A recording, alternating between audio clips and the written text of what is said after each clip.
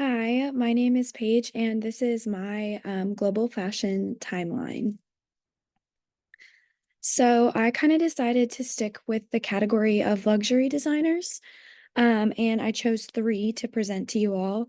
The first is Coco Chanel, and she impacted the global fashion timeline in the 20s and 30s.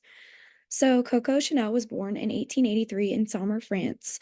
She grew up in poverty in the French countryside with her five siblings. Her mother died when she was just 3 years old, I believe, and she actually um, had to go to an orphanage, and this is kind of where her career took off as she began to learn to sew there as she got older. She was a French designer who ruled Parisian haute couture for nearly 6 decades. She introduced jersey sweaters and is known for her iconic little black dress, which I'm sure you all have heard of before. She challenged traditional norms by borrowing elements from men's fashion and transforming them into something women could wear. She was very passionate about not necessarily, women being allowed to wear more masculine clothes. And she redefined luxury as something manageable through quality and elegance rather than utter abundance.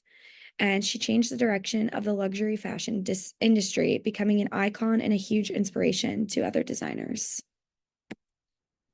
And then here are some of Chanel's designs. You see the little black dress, the jersey knit sweaters.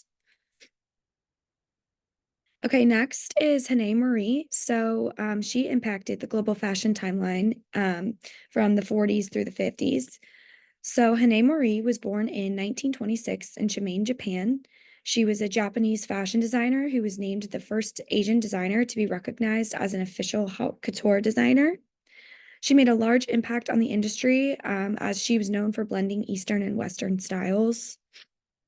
She challenged traditional norms of Asian culture by creating designs that unconcealed what was meant to be concealed in their culture. And her signature motif was the butterfly, symbolizing freedom, transformation, and femininity. And she's an inspiration and a testament to the empowerment of women all over the world. And here are some of Marie's designs. Okay, and then lastly, we have Yves Saint Laurent. So he impacted the global fashion timeline from the 60s to the 70s, and still, honestly, to this day, we all know Saint Laurent. Yves was born in 1936 in Oran, Algeria, located in northern Africa. He began designing dresses in his early teens for his mother and sisters. And he actually, when he was in school, he was bullied for people, made accusations that he was homophobic. And fashion was actually kind of his outlet and his safe space. So his journey and career really took off when he found fashion, found that like safe space. So he changed the course of fashion by creating a lighter, more fluid silhouette with less fabric, challenging the times of the cinched waist style. And his debut collection, Less Smoking, gave women the power to wear men's clothing.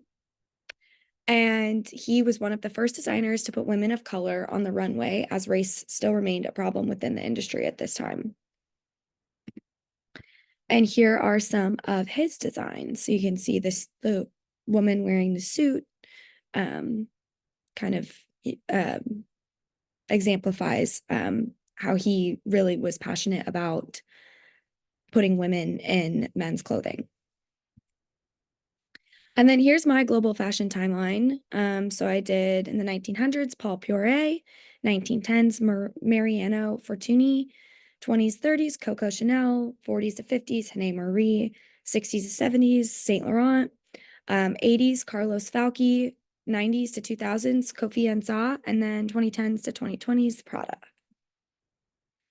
And then here's my reflection. So I've learned so much over the course of this semester, and I've truly really enjoyed learning about fashion and the industry globally.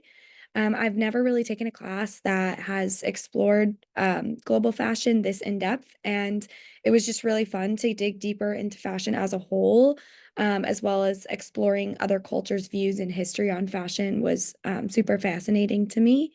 And I honestly really enjoyed doing the presentations over the semester.